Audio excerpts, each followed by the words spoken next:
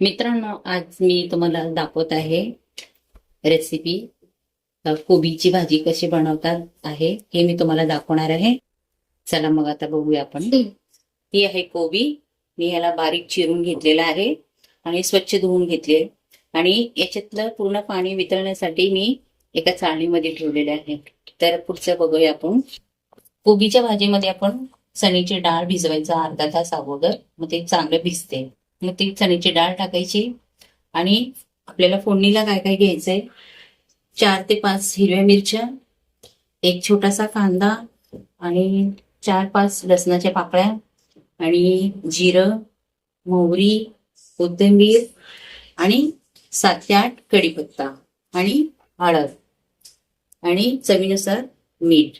Okay, चला तर आपण बनवण्याची तयारी करू. ती कढई छानस असं गॅसवर तापून घ्यायचं आणि हे कढई छानस तापलेलं आहे. तर आपण आता ह्याच्यामध्ये तेल टाकूया.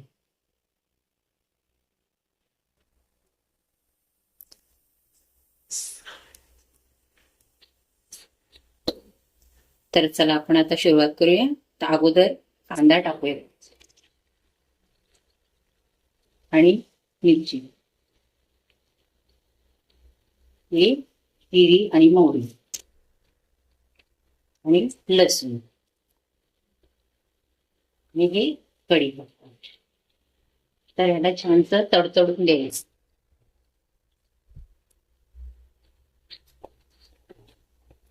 छानसं ह्याला तडतडून द्यायचं.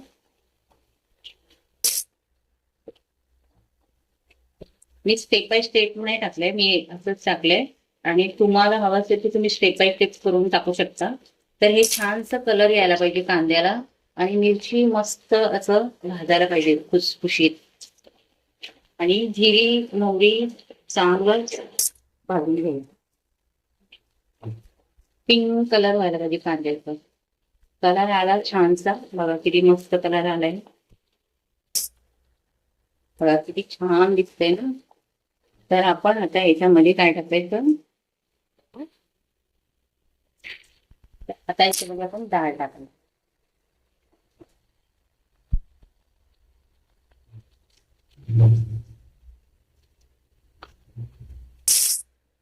डाळ टाकल्यानंतर आता आपण कोबी टाकूया.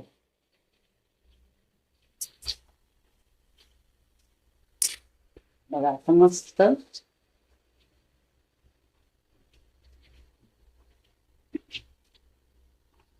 तर आता हळद टाकायची. हळद टाकायचं एक टीस्पून, 1 टीस्पून हळद टाकायचं. हळद टाकल्याने मस्त कलर येतो. आणि आता चवीनुसार मीठ टाकूया. तुम्हाला जेवढं लागत असेल तेवढं तुम्ही मीठ टाकू शकता, तुमच्यावर आहे. आणि छान होतं, ह्याला आपण भाजून घेऊया.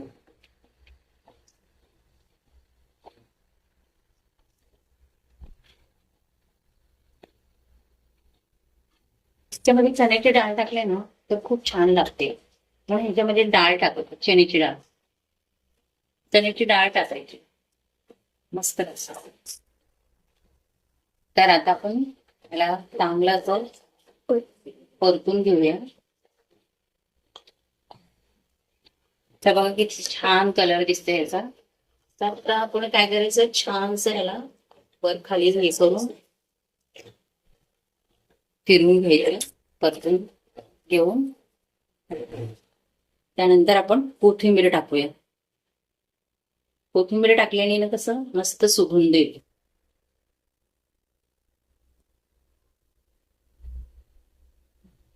तर याला 10 ते 15 मिनिटात शिजून घेऊया. ह्याला कसं वाफेवर शिजून घ्यायचं, पाणी अजिबात टाकायचं नाही. एक पाणी टाकलं ना तर ह्याचं टेस्ट बिलकुल चांगलं लागत नाही. म्हणून ह्याच्यामध्ये आपण फक्त वाफेवर शिजवायचं.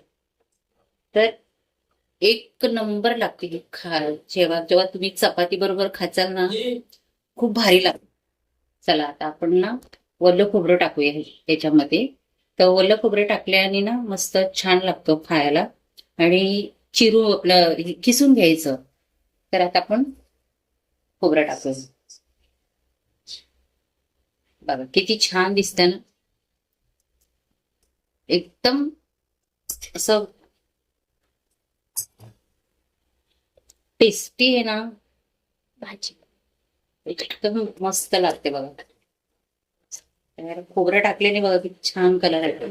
आणि आपण याला झाकून ठेवूया, 10 ते 15 मिनिटं शिजून घेऊ आपण. याच्या ताटामध्ये आपण ना थोडस पाणी टाकूया आपण, कारण त्याचं ते पाणी सुटेल ना, त्या वाफेवर ती भाजी शिजून मस्त लागेल.